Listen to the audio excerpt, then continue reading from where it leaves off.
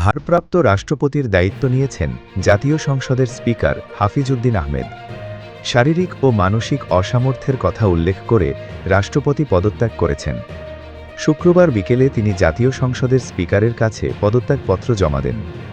ব্রিফিংয়ে স্পিকার রাষ্ট্রপতির পদত্যাগের বিষয়টি নিশ্চিত করেন। তিনি বলেন, আসসালামু আলাইকুম।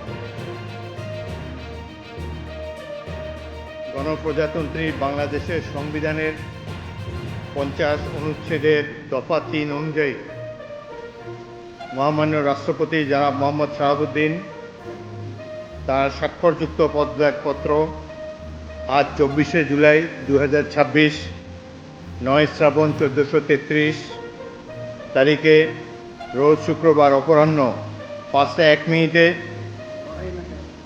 আমার নিকট পদত্যাগপত্র দাখিল করেছেন। ফলশ্রুতিতে সংবিধানের 54 অনুচ্ছেদ অনুযায়ী আমি রাষ্ট্রপতির দায়িত্ব গ্রহণ করেছি।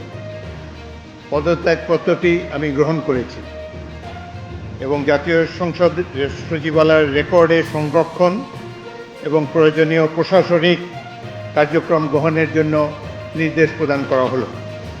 কেন তিনি পদত্যাগ করেছেন এটি নিশ্চয়ই জানার কৌতূহল আপনাদের মধ্যে রয়েছে। তিনি লিখিতভাবে জানিয়েছেন যে তিনি গুরুতর অসুস্থ, হৃদরোগ, উচ্চ রক্তচাপ, ডায়াবেটিস ও কিডনি জটিলতায় তিনি ভুগছেন। তার হৃদযন্ত্রে বাইপাস সার্জারি হয়েছে। ইদানিং স্বাস্থ্য পরীক্ষার অটোনমিক নিউরোপ্যাথি নামে রোগ শনাক্ত হয়েছে। এই রোগের কারণে তিনি মাঝে মাঝে অচেতন হয়ে পড়েন। এসব রোগের প্রাদুর্ভাবে এবং শারীরিক ও মানসিক অসমর্থতার কারণে রাষ্ট্রপতির মতো গুরুত্বপূর্ণ সাংবিধানিক পদের দায়িত্ব পালন করা তার পক্ষে সম্ভব হচ্ছে না। তার দীর্ঘমেয়াদী চিকিৎসার প্রয়োজন। এই কারণেই তিনি স্বাস্থ্যগত কারণে পদত্যাগ করেছেন এবং বাংলাদেশ জাতীয় সংসদের স্পিকার হিসাবে এই পদত্যাগপত্র আমি গ্রহণ করেছি।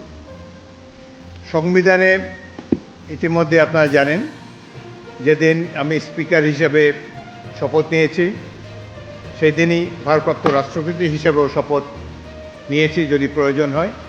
একইভাবে আমাদের ডেপুটি স্পিকার সাহেব তিনিও যখন ডেপুটি স্পিকার হিসেবে শপথ নেন শপথের অংশে বর্ণিত থাকে যখন বলা হবে কোনো কারণে যখন স্পিকারের চেয়ার শূন্য থাকবে তখন ডেপুটি স্পিকারের পদের দায়িত্ব পালন করবেন এবং এই চেয়ারটা কখনো শূন্য থাকে না। এবং আমি জাতীয় সংসদের স্পিকার হিসাবে এই পদত্যাগপত্র গ্রহণ করেছি। এটি হলো বাস্তবতা। আশা করি সকল ধরনের কনফিউশন এখন থেকে দূর হয়ে যাবে। আপনাদের সবাইকে ধন্যবাদ।